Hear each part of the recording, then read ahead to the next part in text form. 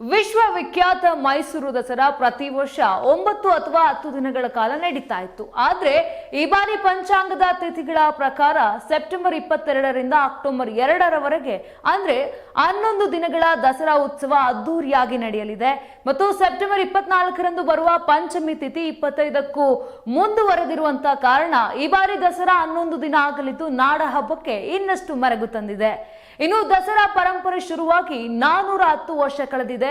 410 ವರ್ಷಗಳಿಂದಲೂ 10 ದಿನ ದಸರಾ ನಡೆದಿದೆ. ಆದ್ರೆ ಈ ಬಾರಿ ವಿಶೇಷವಾಗಿ 11 ದಿನ ದಸರಾ ನಡೆಯುವ ಮೂಲಕ ಹೊಸ ದಾಖಲೆಯನ್ನ ಸೃಷ್ಟಿಯಾಗಲಿದೆ.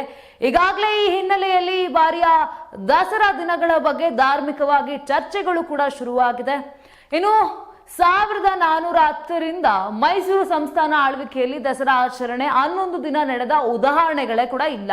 ಇನ್ನು ಮಹಾಲಯ ಅಮಾವಾಸ್ಯೆಯ ಮರುದಿನದಿಂದ ನವರಾತ್ರಿ ಶುರುವಾಗಿ 9 ದಿನಗಳ ಮರುದಿನ ವಿಜಯದಶಮಿ ಆಚರಿಸುವುದು ಸಂಪ್ರದಾಯವಾಗಿತ್ತು. ವಿಜಯದಶಮಿ ಎಂದು ಜಂಬೂ ಸವಾರಿ ಮೆರವಣಿಗೆ ಕೂಡ ನಡೀತಾ ಇತ್ತು. ಇನ್ನು ಈ ಕುರಿತು ಧಾರ್ಮಿಕ ಚಿಂತಕ ಡಾಕ್ಟರ್ ಶೆಲ್ವ ಪಿಳ್ಳೈ ಅಯ್ಯಂಗರ್ ಅವರು ಮಾತನಾಡಿ, 100 ವರ್ಷಗಳ ಹಿಂದೆ ಮೈಸೂರು ದಸರಾ 11 ದಿನ ನಡೆದಿರಬಹುದು. ಆದ್ರೆ ನನ್ನ ಅನುಭವದಲ್ಲಿ ಇದೇ ಮೊದಲ ಬಾರಿಗೆ 11 ದಿನ ನಡೀತಾ ಇದೆ. ಇನ್ನು ಪಂಚಾಂಗದಲ್ಲಿ ಸೆಪ್ಟೆಂಬರ್ 21ರಂದು ಮಹಾಲಯ ಅಮಾವಾಸ್ಯೆ ಬರುತ್ತೆ.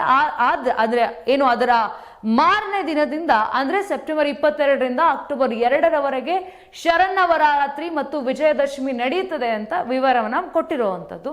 ಯಾಕಂತ ಹೇಳಿದ್ರೆ ಪಂಚಾಂಗದಲ್ಲಿ ಪ್ರಥಮೆ, ದ್ವಿತೀಯ, ತೃತೀಯ, ಚತುರ್ಥಿ ಸರಿ ಇದೆ. ಆದ್ರೆ ಪಂಚಮಿ ಸೆಪ್ಟೆಂಬರ್ 26, 27ರಂದು 2 ದಿನ ಕೂಡ ಬಂದಿರೋದ್ರಿಂದ ಮತ್ತು ಆ 2 ದಿನ ಗಣನೆಗೆ ತೆಗೆದುಕೊಂಡ್ರೆ 10ನೇ ದಿನ ಮಹಾನವಮಿ ಬರುತ್ತೆ. ಹಾಗಾಗಿ ಈ ಬಾರಿ 11ನೇ ದಿನ ದಶಮಿ ಕೂಡ ಬರುತ್ತೆ.